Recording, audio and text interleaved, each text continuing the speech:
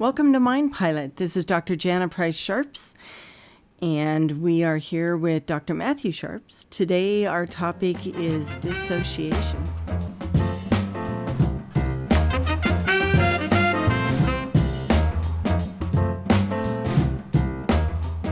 So, I, in my mind, have a definition of dissociation, or can describe it, I guess I should say. Dr. Sharps, could you give us an idea of how a cognitive scientist sees dissociation? Yes, it could take several days and cost a tremendous amount of pain to do this because there's different uses of the word. We're not talking here about dissociative identity disorder. Dissociation, since we're talking about, is where the world may start to feel unreal, that ethereal possibilities seem to be available to you. You couldn't really call this dissociation, but a similar state can be had when you're just waking up out of sleep and you're not quite sure if the last dream was real. You might wake up thinking you had to pay a large bill, and then, oh my gosh, I got to pay that bill. Oh no, I don't. That was in a dream.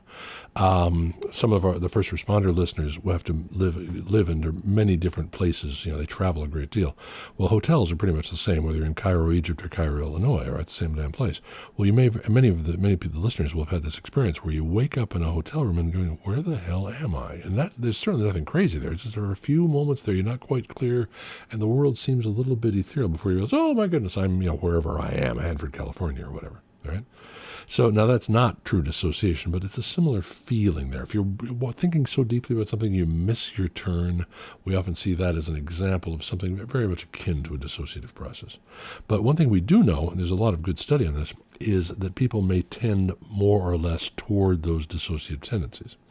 Now, another thing we know from the work of a number of psychologists, including Art Wall and her colleagues, Colonel Grossman and his colleagues, we know also that even in people who are not prone to dissociation, and first responders generally are not, under high stress, anybody can enter a relatively dissociative state. And this has profound effects for your cognition. Absolutely. When I think of dissociation, I think of a disconnect from your reality. So over the many years I've worked with first responders that have PTSD, they'll describe it as they feel like they're not connected with their life. They don't feel anything. They look at their family, but they feel numb. There's kind of a numbing sensation, feeling like time is going by, but they're not attached to it. It's almost like watching your life on the TV screen. Very similar to what people have, the reaction people have when they've just gone through a really bad car accident or something, and they feel like it's very surreal. That's kind of the wording that a lot of my first responders have used with their description of dissociation. Yes, and the feelings of the world as surreal are almost a hallmark of dissociation, yes. So what are some things that can cause dissociation? Well, under high levels of stress, we see this as a moderately likely thing to happen as a result of the fight or flight process. And obviously, the longer that goes on, the more likely we are to see these symptoms on a regular basis. Okay. So does dissociation influence everybody, or is it just first responders and people with DID? Or No, DID, we're not entirely clear about the relationship of what we're talking about here in DID, dissociative identity disorder. No, it can affect anyone. Okay, and the work of Art Wall and others indicates very strongly that it's a moderately likely thing to happen to first responders under extreme stress. And it will change our cognition quite a bit. My own laboratory, we've spent quite a bit of time studying not Bigfoot and the UFOs, because we start from the assumption that these things actually don't exist. I mean, there are lots of things in the sky that you can't identify, but no, they're not spaceships. But the point being, we don't study these things. We study why people believe in them. Now, a study we did years ago, we found that people who tend to be depressed tended to believe in space aliens and ghosts. Why? Because it indicates, the aliens might take you someplace nice, and the ghosts might be a nice afterlife where things would be better. People with tendencies toward attention deficit hyperactive disorder, you don't have to have the full-blown disorder, you can have tendencies toward it. They didn't give a damn about the aliens, but they did care about the spaceships. They liked spaceships, they believed in the spaceships, and they believed in Bigfoot and the Loch Ness Monster because these things are cool. It'd be great to have big apes running around the woods or dinosaurs in Loch Ness. The coolest thing would be, a Bigfoot flying a UFO, So we see then psychological states changing belief systems. But here's the point that is relevant to our discussion.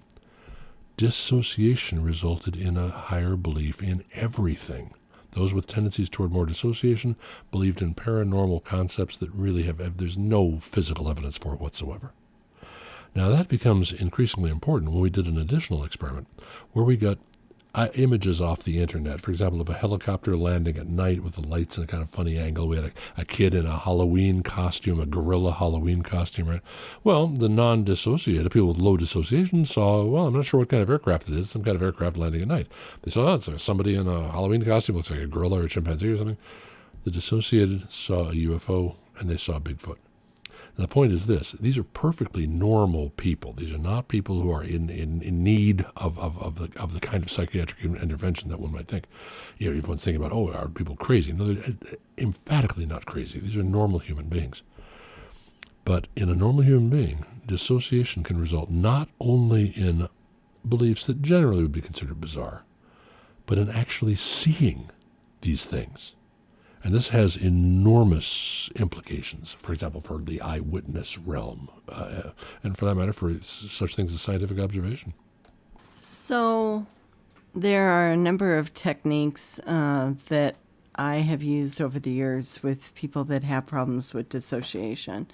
But I'd like Dr. Sharps to talk a little bit about some ideas that he has just from the cognitive realm.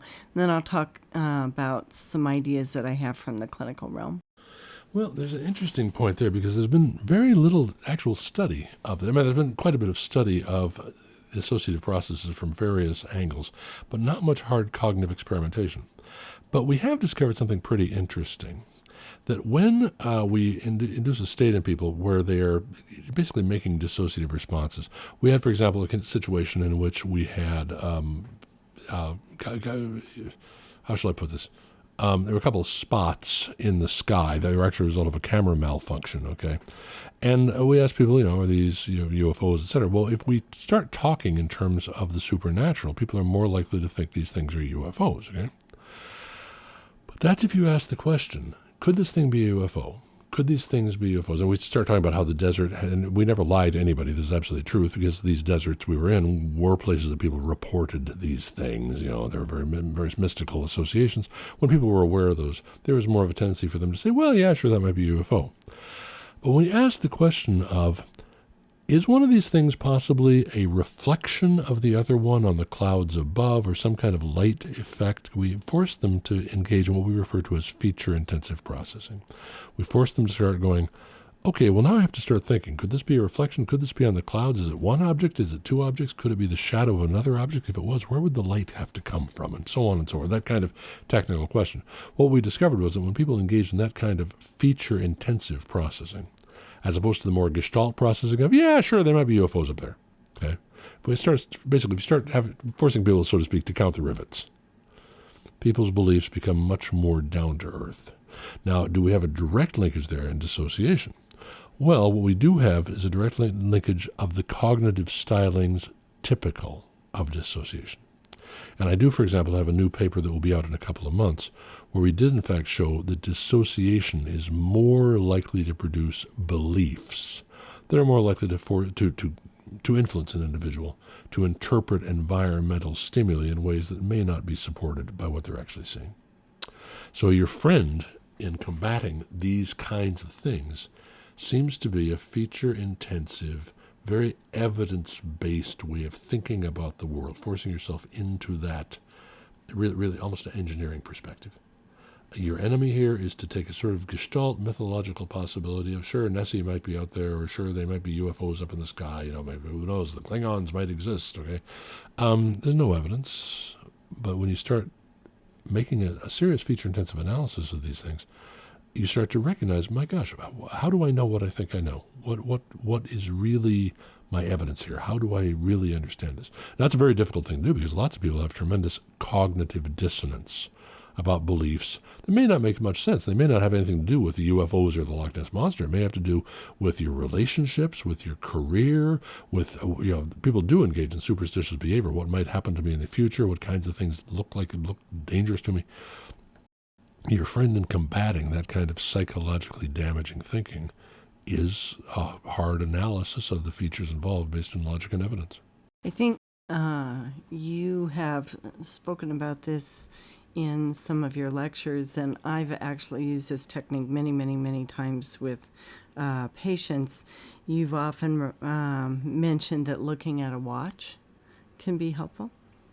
Yeah, that's a technique that many clinicians, including yourself and other scientifically based clinicians, recommend. It's referred to as grounding, and we've seen a number of first responders report this as very, very useful to them. For example, in cases of genuine post-traumatic stress disorder, there can be daytime intrusions where suddenly the person is perceptually and cognitively back in the traumatic situation, and it tends to produce what we refer to as a positive feedback situation. You might also call it a cascade effect, where the negative responses, the negative emotionality, produces a less realistic response, which produces in turn more emotionality, and off you go. Okay. Now, the technique of grounding, and this is not original with me, and it's not in most of the cognitive literature, I know most of this from talking to cognitively aware clinicians, is to use objects in the world around you to remove yourself from that, if you will, imagined or potentially dissociative environment. Now, for example, the watch I'm wearing right now is the kind of watch you might have as a field first responder. It's basically a black lump of digital rubber that is it's not fireproof, but it's waterproof, dustproof, et cetera, et cetera. If I were prone towards something like these daytime intrusions or towards these sudden feelings of, oh my gosh, I'm back in the jungle, back in wherever it is, I'd probably take that watch off and put on a nice dress watch, in fact, that you gave me. It's a nice silver bulova that I wouldn't expose to those conditions. Because I could then look at that watch, and this is what the clinicians talk about, ground myself. And again, I'm not speaking here from the perspective of cognitive experimentation. I'm speaking from the clinical experience of other people. I'm not a clinician. But the point is, I'm looking at that watch and go, oh my goodness, yeah, that's not the watch I was wearing under, it's such and such a horrible fire where this happened, or it's such and such an alley where my partner was killed, depending what area of first response I was in. I'd never wear this watch, the one I'm wearing now, because it looks too much like a service watch. But that mighty stainless steel bulova that I tend to just wear in my own laboratory where it's safe, I can look at that and go, that's not the watch I had. In fact, when did I get that? Oh, yeah, my wife gave that to me on the island of Kauai when we were on vacation. Then I can start remembering where the park at Waimea Canyon, et cetera, et cetera. I can look at the date on my watch. Like today, it happens to be the 5th of November. The 5th of November, what year? Oh, my gosh, no, these horrible things happened. I'll make up a date here in 2007, 2008. It's 2022. This is long. My goodness, well, where am I now? Oh, I'm not at such and such a terrible fire. I'm not in such and such a stakeout situation or a hostage negotiation situation. I'm, in my house, or I might be going fishing. Now, it's not just watches, okay? Aside from certain British Army units that wear kilts, nobody wears a plaid thing in service. But lots of people wear a plaid shirt when they go fishing. And so here you are, you look down at your sleeve, and it's not that deep blue or the dark green or whatever, khaki, whatever your service shirt is. It's this red and white plaid. Well, that doesn't look anything like your service situation. Obviously, you're not on duty right now. That starts to get in your mind. Okay. Oh, yeah, this is the shirt I always wear fishing. Oh, yeah, now I remember going on that trip to whatever your special lake or stream is, okay? Or if you don't fish, maybe you hunt, or maybe you wear that plaid shirt when you go out in the woods to take photographs of birds or something. You can ground yourself in immediate reality and essentially take yourself out of what, I don't want to play fast and loose here because I can't say dissociative state. That hasn't been proven. But a state at least remarkably similar to dissociation where the world seems amorphous and dangerous, where you might literally be back in Iraq or Vietnam or wherever it is the horrible things happened, the alley in Cincinnati or the terrible fire up in the Sierras. This is the technique of grounding, and we can explain the cognitive ramifications of it. This is not the brainchild of cognitive people. It's the brainchild, again, of scientifically aware clinicians. I think that the first step clinically is to see if you are dissociating. So are you checking out of life? Are you feeling distanced from your own life? Do you feel numb when you look at the people that you love? Do you feel like you're watching your life on a TV screen? If so, then there's a couple things that you can begin to do immediately.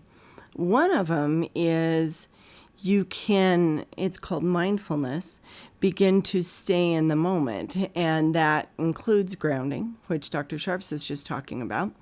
But you can also say things like, I am in this place, I am in this building, I am out in this wilderness, I am safe, everything is going well, and I am having a good time, or I am, the air is clean, or whatever. So you're kind of doing a feature intensive analysis, basically, of your surroundings and grounding yourself in your surroundings, doing some breathing, and just stay in that moment and not allow your mind to wander anywhere else. The more you can do that, the more it seems to reduce dissociation. The more you get the stress reduced in your life, the more typically dissociation reduces. Remember, dissociation is a state that your mind uses to escape the realities of your world. So what is it you're escaping? Is it something from your past? Might be. Is it something right now? Could be. Is it a relationship? Is it a job? Is it where you're stationed? I don't know, but begin to put the puzzle pieces together. As in all of the things that we talk about, you need to make a plan. You need to figure out what it is that is contributing to these different states, and then start working towards bringing yourself back to being attached to your life. Because if you're not attached to your life, then you're probably not really thinking about the decisions you're making. And you have the right to have a happy life. So that takes some thinking about how you're going to set that up. So you do have the right to have a happy life. I hope you choose that.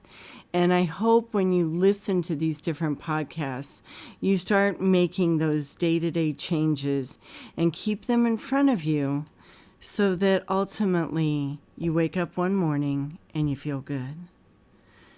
Take care. This is Mind Pilot. Don't forget to subscribe. Thank you, Dr. Sharps. Thank you.